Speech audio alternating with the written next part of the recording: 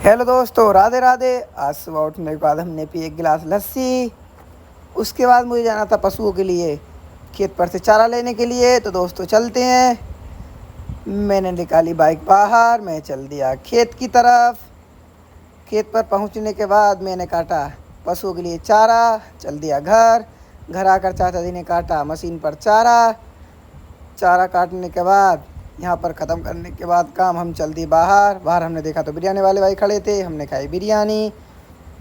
उसके बाद मुझे जाना था किसी काम से गांव में। तो दोस्तों चलते हैं।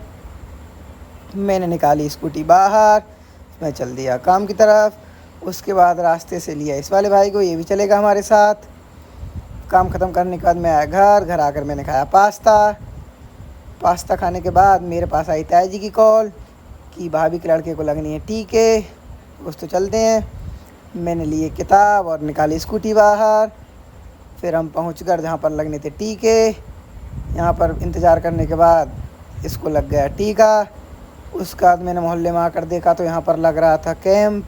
हम थोड़ी देर रुके कैंप पर। वहाँ से आकर नहा धोकर मैंने खाया खाना। खाना खाने के बाद मैं सो गया था। सोने के बाद मैं उठा तो मेरे पास आई बुआ जी की कॉल, बुआ जी के घर था कुछ काम। तो दोस्तों चलते हैं।